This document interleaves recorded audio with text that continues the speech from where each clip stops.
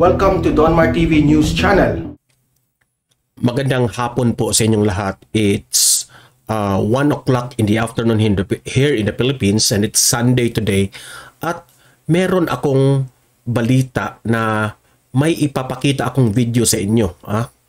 Na ito ay usap-usapan ngayon sa social media. Itong video ni Percy Lapid na binabanatan niya itong si Boying Rimulya. At ang mga netizens ay napansin nila na parang sabi ng mga netizens, sabi ng mga nag-analyze na baka raw itong si Boying Rimulya ang mastermind tungkol dito kay Percy Lapid. Dahil sa video na ipapakita ko sa inyo, ito yung video na nagpapatunay na ito palang si Percy Lapid ay binabanatan niya itong si Boying Rimulya noon.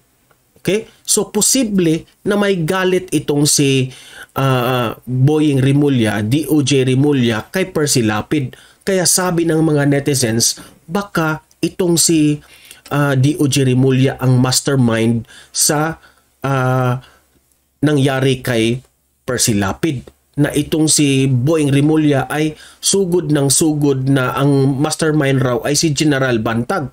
So, panoorin natin itong video na ito at kayo nang humusga, no? Tayo dito, pwede tayong yung ating analysis ay pwedeng magkamali, pwede rin tayong tama, no? Kasi wala namang exact na ebidensya tayo. Ngunit, kaya nga ito ay taong bayan. Most of the comments ay si Boying Rimulya raw ang mastermind. So, tingnan natin yung video. Okay? Pero bago ang lahat, bago natin yan i-play ang video na yan, importante na i-like at i-share itong video natin sa ating Facebook at YouTube para kakalat ito sa taong bayan. Okay? Sabay-sabay tayong mag-like and share. 1, 2, 3, go!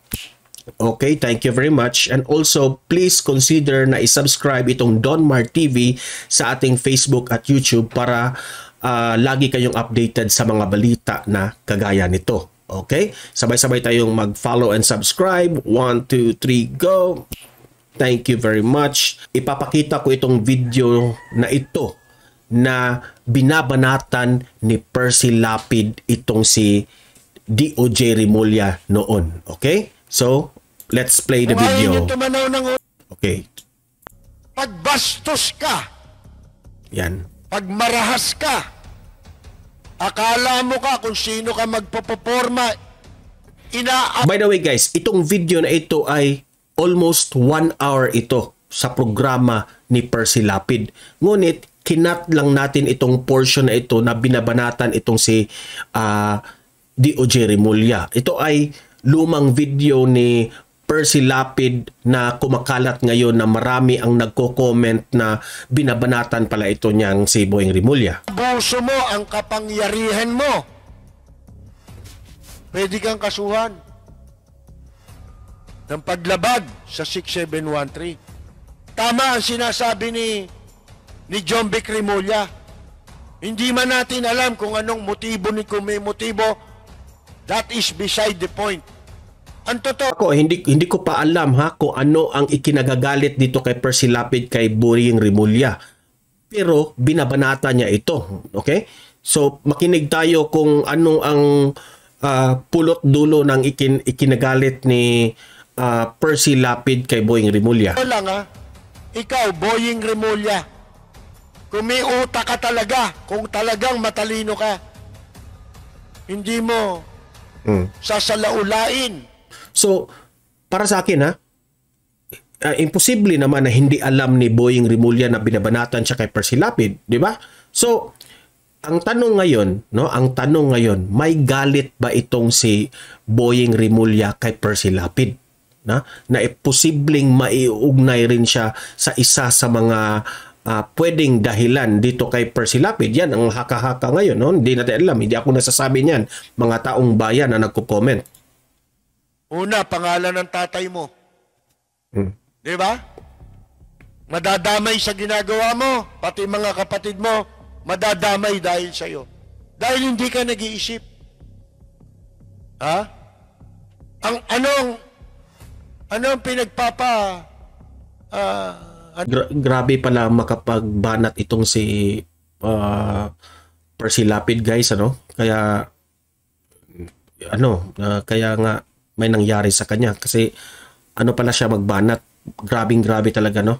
ano mo, yung pinagkakatarantahan mo, makapag-sip-sip. Bakit? Para sa iyong sarili. Yung Okay, by the way, hindi ako papanig sa dalawang taong ito. Hindi ako papanig kay Percy Lapid, hindi naman ako papanig kay Boyeng Rimulya kasi hindi ko pamilyar ang kanilang pinag-initan. Okay? Bakit binabanatan ni Percy Lapid itong si Boyeng Rimulya? So makinig tayo. ginagawa mong mali, para sa iyong sarili lang yan. Wala namang ikabubuti yan para sa kapakanan ng taong bayan eh. Mabababoy pa eh. Binababoy nyo pa yung pwesto ninyo. Yan ang totoo. Oh. Di ba? Wala kami mapapala dyan. Alam na alam ng tao yan. Nakikita ng tao yan. Kaya lang namin binabasa itong sulat dahil baka sakali ito'y kapatid nyo na mismo ito. Itong nagsasalita. Kung tutuusin dyan sa Kongreso, pinakahuling taon dapat magsalita dyan, di ba si Marcoleta? Marcoleta? Hindi. Si Bonjing Rimulya. Ha? Bakit? Kasi, yung kapatid niyang isa pa, si Gilbert Rimulya, galing ng ABS-CBN yun. Baka binabanatan pala ni galit na galit siguro itong si Percy Lapid sa nangyari na itong si Boyeng Rimulya ay talagang ipinaglaban na itong ABS-CBN ay alam nyo naman na itong si Boyeng Rimulya, no? Maganda yung kanyang ginagawa nga na ipinaglaban na yung mga violations ng ABS-CBN. Baka ito yung ikinagalit ni Percy Lapid, hindi siguro pabor itong si Percy Lapid tungkol sa nangyari sa ABS-CBN, okay? Sa pagkontra dito kay Boyeng Rimulya sa ABS-CBN. Nag-reporter, matagal ng ABS-CBN yun. Kaya nanalo yun eh. Tumakbo eh. Di ba? Kaya sila nakilalang magkakapatid, hindi naman dahil sa tatay nila eh. Kaya sila nakilalang magkakapatid dahil doon sa isa pa niyang kapatid na si Gilbert Rimulya. Oh. Kasi matagal na panahon nang wala sa pwesto tatay nila eh. Mga kaibigan eh. Oh. Grabe. Limot na sila eh. Grabe ang galit may mga ni bagong Percy politiko na Lapid. sa Cavite. Dahil si Rimulya eh, Marcos din nung araw yun. Mga kaibigan. Di ba? Oh. May magandang ginawa, may pangit din ginawa. Pero, hindi bali na yun. Bakit pinakahuling tao? Alam niyo, yung sinasabi natin, public official ka eh. Pag public official ka, o kaya nasa media ka, tulad namin. Ha? May atraso ba sa iyo ABS-CBN? Halimbawa, meron. Kung ayaw niyong tumanaw ng utang na loob, o kaya isaalang-alang na lang, na nanggaling dun yung kapatid niya, baka makulayan siya, di ba? Kung kakampi siya o lalaban siya, dapat tumahimik ka na lang. Yun ang sinasabi natin, dapat siya ang pinakahuling tao na makikisawsaw sa katarantaduhang investigasyong ginagawa laban sa ABS-CBN. Di ba? Dahil... Diba? So, talagang makikita mo sa emosyon dito kay Percy Lapid, galit na galit dito kay Boyeng Rimulya. No? So, ang mga analysis ng mga taong bayan, analysis ng iba, na may kinalaman raw itong si Boyeng Rimulya sa nangyari kay Percy Lapid. Okay? So, pwedeng mali yan, pwede ring tama yan. Hindi pa natin alam yan. Okay? Ito yung video na pinagbabasihan nila na ito pa lang si Boyeng Rimulya ay may ano pala, binabanatan at haka-haka ng mga sa taong bayan sa mga nag-comment. Siguro itong si Boying Rimulya raw ay may galit rin kay Percy Lapid. At ngayon, ipinipasa raw yung kay General Bantag, no? Sabi nila, siguro itong si Boying Rimulya ang mastermind dito kay Percy Lapid. Kaya todo na si General Bantag ang pinagbibintangan. Okay? So parang ganun ang mga sinasabi ng taong bayan ngayon. So kayo mag-comment kayo dito, mag-react kayo kung tama ba yung mga analysis nila, di ba? So tayo dito, nagbabalita lang tayo na ganito ang nangyari ngayon sa social media. Once upon a time, naging empleyado yung kapatid niya ron. Nagtrabaho dun. Kaya masama ang naging pagtatapos niya ron sa istasyon. Kaya mabuti, parehong may kulay yun. Pwede ka ring akusahan, kung kumakampi ka naman sa kanila, pwede ka ring akusahan, kamukha ni Atienza. Kasi yung anak mo may programa ron eh. Di ba? Kaya ka naman lumalaban. For delikadesa, kung ikaw taong may delikadesa, hindi ka na lang magsasalita. Hindi ka na magpa-participate. Hindi, ako chairman ng ganito. I-relinquish mo. Pwede ka naman mag-relinquish eh. Di ba? May vice chairman niya, may members ng committee. Hindi pa ubaya mo sa kanila. Pero never, kung disente kang tao, gagamitin mo, impluensya mo, para ka sumali dyan. Yung pa lang, wala kang delikadesa. Oh. Di ba? Katulad namin, ako rin ang pinakahuling tao, dapat magdepensa, bumanat dyan, sumali ko.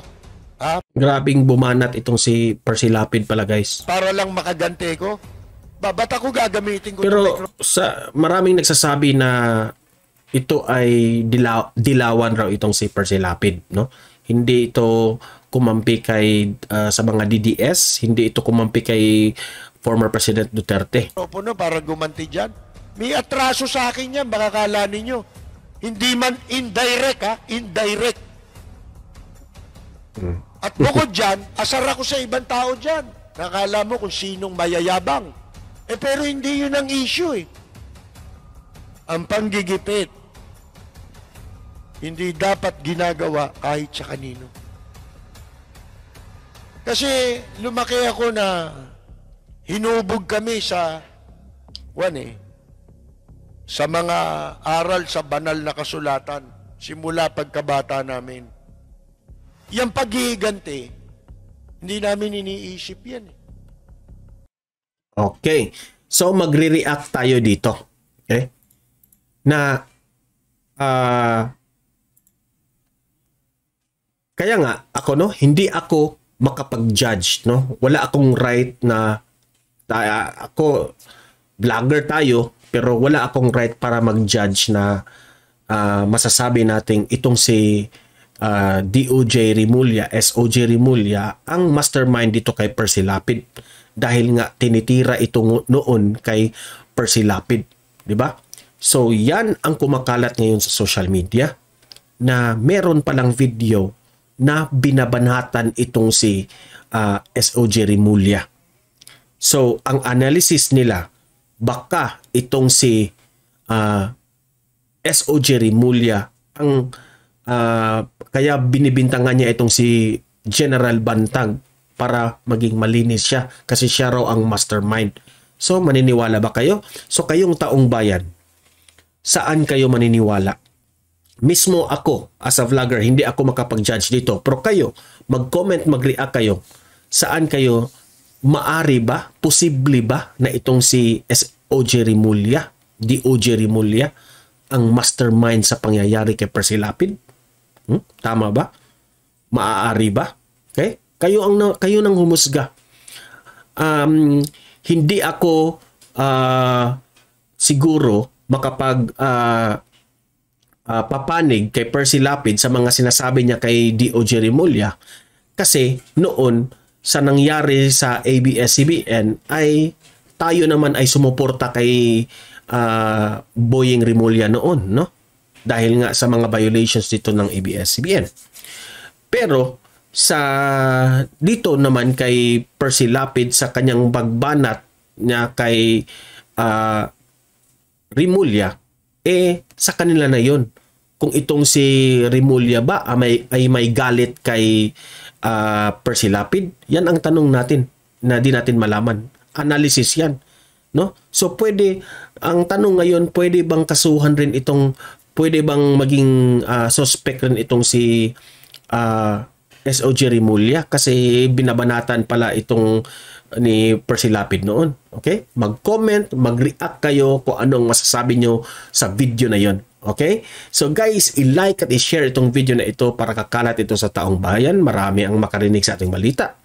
At the same time, please subscribe, please follow Don Mar TV sa ating Facebook at YouTube. Okay? Para lagi kayong updated sa balita na kagaya nito. Okay? So guys, see you in my next video. Happy Sunday sa inyong lahat. At patuloy nating ipaglaban itong ating mga great leaders sa Pilipinas, Presidente Bongbong Marcos, Vice President Inday Sara Duterte, our former President Duterte, at mahalin natin ang Pilipinas. See you in the next video!